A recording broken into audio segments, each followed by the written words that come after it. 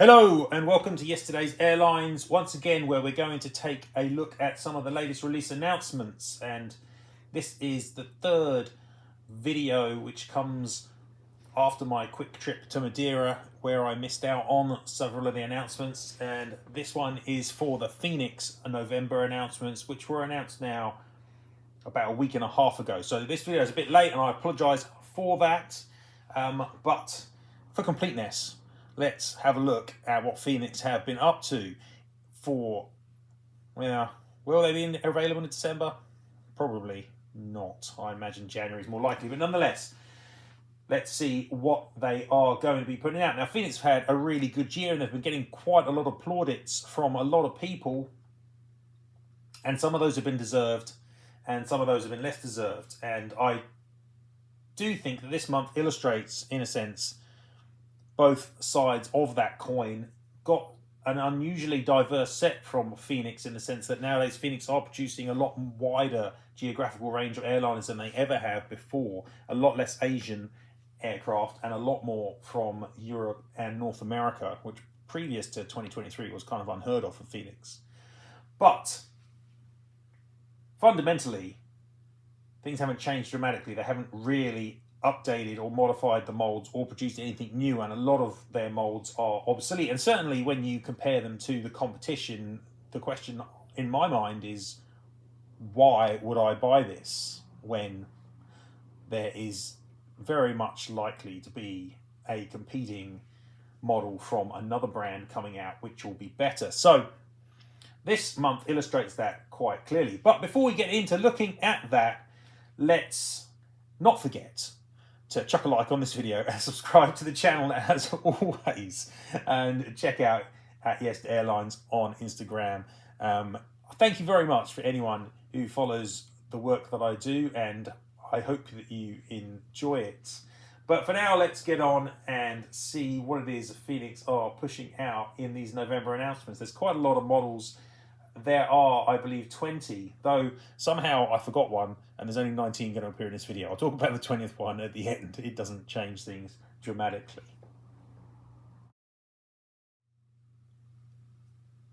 So in this month's release set, there's a lot more narrowbodies than there have been recently, and that isn't a good thing because Phoenix narrowbody molds are almost universally mediocre to bad.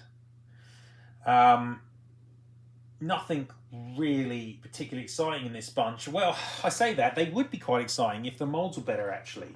So that is a little bit of a shame. And this is an opportunity for Phoenix to spread their wings into their new geographical areas of North America and Europe. But unfortunately, the molds really kind of hold back the quality. So we're going to start with a couple of Airbus A320s. And in this video, I'm going to focus a bit on the molds and perhaps less so on the models that they're putting out on them, just to illustrate why they're going to be getting the scores they're going to be getting. So first up, we've got a couple of A320s, as I say, and the Phoenix A320, it's not dreadful. It's not dreadful, but when I look at detail scorings of A320s, it doesn't score well. It's an old mold. It is probably inferior to everyone else's. I do own a few, and I don't hate them, but I nowadays avoid them. Just the general overall shape of the A320 isn't spectacular. You may have better sized engines than the JC mold, but that's damning with faint praise. So yeah, not the best mold in the universe. Now the two that they're going to be producing this month are both American. They're both jet blue, and they're both, or at least one of them, has not been made before, and that is in the new JetBlue scheme. So that's N554JB, wearing one of the new versions of the all blue fuselage, and it actually looks like quite a nice scheme, but I just question buying this mold with it on. The second one is in the same Peacock special scheme that jcwings just announced. So now we've got two versions of this, both of which are going to be mediocre at best. And you've got to say that looking at these, my ranking is tempered by the fact that there's a good chance that they're going to get made by someone else sooner. I think it's highly likely that NG will make these, and in that scenario, these become completely superfluous. They're not dreadful, but they're just ordinary, and so I'm going to put both of those up into Workhorse. There's also a single A321 Neo this month. It's quite an interesting choice. It's not been made by anybody else. It's a new aircraft. It's registered UK 32102 and it's Uzbekistan Airways, which has got a really nice scheme. So again, potentially a really good model, but actually, once again, when you look at the Phoenix A321, it just isn't particularly good. It always had those TU204 vibes to it. And the Neo isn't any better than their CEOs. Again, I've got a couple, and even though they haven't got the right wings on, I don't really hate them, but I don't buy them anymore, and I would actively avoid them if I could. And once again, this Uzbek one, likely to get made by someone else, I would have thought, given a little bit of time. I should say that Phoenix have apparently fixed the wing on their A321, so it may well have an accurate wing now with the double slotted flaps. But it doesn't fundamentally change the fact that this is still an inferior mould to actually probably everyone else's A321. So again, yeah, it's not that good. I could maybe even gas guzzle this. I'm not going to. I'm going to put this into workhorse as well. But again, my score is tempered by the fact that it's just ordinary and someone else is likely to make it. Now moving into Boeing territory, and there's quite a large number of 737s, and starting off with 737-800, and this one is in the current scheme for Qantas VHVZ Whiskey, and again, on a better mould, this would be a beautiful model, but on their mould, it is just, well, it isn't, is it? Because their 737-800 is arguably worse than their A320. In fact, it's definitely worse than their A320, so it's just a bad mold. This is one of their worst molds, and it hasn't been helped by historically their inability to get things printed off in the right place or looking even vaguely good. And NG have actually made this model before themselves. So again, this one just seems superfluous. And I just don't have a clue why you wouldn't get the NG version, which is still available, when you are making a decision about getting a Qantas 737-800. I'm going to put this one down in gas guzzler. I think I gas guzzle almost all their Series 800s because the mould is really bad. Now, the rest of the 737s here are Maxes, and even though their Max mould is better than their next generation 737, I still don't really rate it. It's got a very old-fashioned tail join. I just don't think they've got the undercarriage right, especially the nose gear. It just always kind of seems a bit bloaty and off, especially in comparison to the best Maxes on the market, which are again from ngmodels and also from Gemini and JC. So, yeah. Again, and I thought long and hard before this video about what I was going to do with these Maxes. There are quite a few here, and they represent interesting airlines. So we've got Iraqi Airways, YIASL, no one else has made that. There's Luxair, LX, LBL, and nobody else has made that either. There's Ryanair, one of their Max 200s, what do they call them? EIIHN, and there have been a selection of poor Ryanair Maxes made in the past. And they have been made, in fact, Phoenix has made one, they made one for the aircraft model store, the others have been made by Aeroclassics, and there's one decent one made by jcwings. Then we've got Fiji Airways, the aircraft is DQFAH, and Aeroclassics has made it before, but no one else has. And last up, we've got a Southwest Airlines Max. It's N8885Q, and this aircraft was at least delivered wearing a 1000th Boeing 737 aircraft sticker on it, but it doesn't look, judging from pictures, that that aircraft still carries that. So those are the Maxes, a nice selection, and on a better mould, they'd be scoring a lot better. Yeah, I'm going to put the ones that are more unique into workhorse, so I'm going to be making sure that those ones go there, but I really questioned whether to put these in workhorse or even gas guzzler, to be honest. I can't say I'm a big fan of the mould, as I say, but I'm going to put the Iraqi into workhorse and the Luxair too. No one else has made those. I'm going to put the Ryanair into gas guzzler because it has been made before better by jcwings, and yeah, just boring. And I'm going to put the Fiji, what shall I do with the Fiji? I think I'll put the Fiji into, I'll put that one into workhorse, I think. And finishing up, the Southwest, that's going in gas guzzler. because I can't believe someone else isn't going to make it, and there have been a lot of Southwest Maxes, sorry, and they're all been better than these. So that's what I'm doing with those. So it's been a really kind of ordinary bunch of models in my opinion so far, mainly because the molds have been poor. These models would be scoring better. The Iraqi, the Luxair, the Uzbekistan, one of the JetBlues, they'd be scoring a lot better if the molds weren't so poor. They'd be scoring much, much better, to be honest. So that's a problem. And following up these narrow-body Boeings, we've got, obviously, their standard now monthly 747 releases, and everyone surely knows what I think about the Phoenix 747. If you've not read my long article on why they're so poor and I wish they will stop making them and people stop buying them, please get over to the website and have a look. You might not agree with me, but fundamentally, I think generally it's held that the Phoenix 747 is a piece of junk. People keep buying it because there haven't been many other options. Having said that, obviously, there will be more options. Aero Classics just started releasing 747s. Now their finishing is a bit crap, and their factory's really struggling with quality, but nonetheless the mold is good, the old Big Bird mold.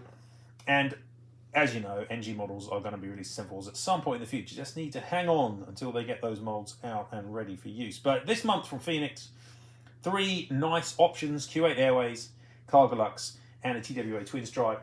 But hey, the mold's so bad. I'm just, I can't do anything but scrap metal these, and that is going to be my continuing way of looking at Phoenix 747s. Things do get better now though, because one of the things that Phoenix has been doing well this year is been using some of their stronger molds for good classic models, and the 767-300 that Phoenix have is one of their stronger molds. I actually don't have as many as I might, but that's not because I think the mold is particularly bad. It isn't perfect, a few molds are, but it isn't bad. The issue, or the biggest issue with it, is the Phoenix wing join, which doesn't take into account the wing to body fairing, so it's a bit slab-sided like quite a few Phoenix molds, but broadly it's a good, nice mold. Engine pylon join to the wings a bit chunky too, but doesn't stop me from buying it when I find one that I need.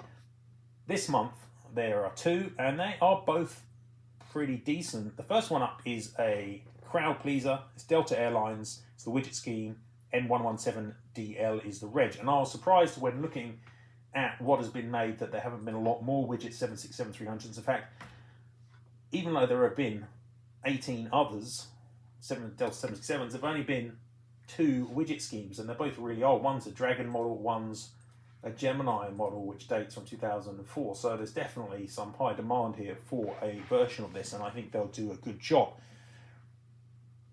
Now, I just got the NG 767 samples, and I can tell you they're better than this Phoenix mold. So maybe you would think about hanging on, but, as I said, I think in the last video, bird in hand, worth 2 in the bush, and yeah, I think that I may get this model. This one is one I may get. I can certainly recommend it, and I think they'll do a good job on a decent mold. So I'm going to put this one up into Supersonic. The next model is British Airways. It's in the Landor scheme. It's got the world's biggest offer titles. The registration on this one is GBN Whiskey Echo. And looking back, there haven't been many Landor 767-300s either. The most recent one, again, was by Gemini, and again, it was a long time ago, 2006. This model with the world's biggest offer on it has actually been made before it was made by Big Bird back in 2005. So, it's, again, a long time ago, and those Big Bird 767s, not exactly common. So I think this one, again, is going to be good demand. I'm sure it'll be a nice job. Has been made before, though, so I'm just going to put this one into High Flyer and not Supersonic, but another really nice choice. And 767 is a safe area, at least at the moment, for Phoenix to play in, because the competition is not that strong. Ending the Boeings, there is a, not surprising, Saudia, they're back to being Saudi, I guess now, 787-10. It's the Red Sea aircraft, HZAR-33. It's the same aircraft that was announced by jcwings just recently. This Phoenix 787, it's an old, weak mold, big wing curve, lack of details, doesn't compare well to any of the other 787s really on the market, the AV400, the jcwings, Gemini, or the NG. So really not a lot to recommend this one. And in fact, and it's Saudi. I'm going to put this one down in the gas guzzler for all of those reasons. I'm sure that if you did want this one, there'd be a better version coming out, even probably before that jcwings release comes out. So just wait a little bit and get that. And there are 3 more models at the end of the video here, which are non-Boeing and non-Airbus. Again, in areas that Phoenix has been exploring a bit more this year. The MD-11 accounts for 2 of them, and Phoenix has been using their MD mold a bit more. I bought the Delta version. I was quite pleased with it, but not blind to the issues it does have. It's an old mold, the undercarriage is too long, so on and so forth. Detail aspects, it's not great, but it's still decent-ish. Now this is Swiss Air in the chocolate stripe colours. There are 2 models here. They both look pretty similar, though I think one has got these extra, I'm not sure, I can't remember what they even were, but it's got these extra titles after the main titles with little crosses on. And otherwise they're pretty much the same. The edges are HBIWA and HBIWH. There has been a Swiss Air release in the scheme not a million years ago by jcwings, and I do personally prefer the jcwings MD-11 mould, so I would have got that if I had really felt the need to, and I didn't at the time, though I did contemplate it, I admit. Then that does have an impact on the need for these, I feel. The JC release was nice. So, yeah, I'm not overly excited by these. I'm going to put them both into workhorse. And that finishes up with a Chinese TR-154. It's China Southwest Airlines. It does have somewhat different titles, I believe, to the previous releases, but there have been a few, and yeah, I don't know about the Phoenix T154. It's a really ordinary mold. It's an old mold. Now I appreciate them using it, and I appreciate my friend helping them to use it more often, but it's just so far away from the NG one in terms of quality, and so close to the existing T154s I own that I don't see the need to replace ones I already have. And I already do have a China Southwest. I got the YU models version a couple of years ago. This one isn't enough of an improvement over that, since it uses like 80-90% of the same mold. So yeah, it's not exciting me. I shouldn't think it excites many people that are listening to this, since it's a Chinese regional airline. I'm going to put this one into workhorse as well. And that kind of finishes off the models for this month. The one that I missed putting in the video here was actually a Lufthansa A350-900 DAIVA. It's just, you know, again, Phoenix A350. Nothing special. That's going to go straight into workhorse, so nothing really exciting to say there. And overall, as you can see, this month there's a lot of content in those lower areas. There's a lot of things which I consider to be either workhorse or worse, and only 2 models that get above workhorse, which is a really poor return actually, and even poor for Phoenix, and certainly poor for Phoenix this year. But it illustrates that Phoenix still have a large catalogue of really bland and ordinary molds. The A320, the A321, all their 737s, the 747s, obviously, the MD-11, the T-14, pretty much everything here, and the 787s, pretty much everything here. It's just done better by somebody else, and most of these models will get made by somebody else. So it's only in a small areas that Phoenix really competes, like the 767, and even that is likely to disappear as NG start rolling out their new molds. So as much as Phoenix have had a good year and produced some really nice models on good molds like the A330, A340, the 76s and things, there's also still this mindset for me that there's just ordinary, and most of what they're making is going to be better elsewhere. Anyway, that's my view on it, and it'll be interesting to see where Phoenix go next year as the competition intensifies. But they seem to have done quite well this year, and at least prolonged any issues they're going to have by diversifying their release set and using some of their better molds. So good work, Phoenix, but this month I don't think there's a lot to recommend. Okay guys, well, thank you very much for listening. Hope you enjoyed the video. That's it from now. But up and coming soon will be reviews of the ngmodels 767 mould samples, so keep an ear out for those, and I'll see you next time at Yesterday's Airlines. Bye-bye.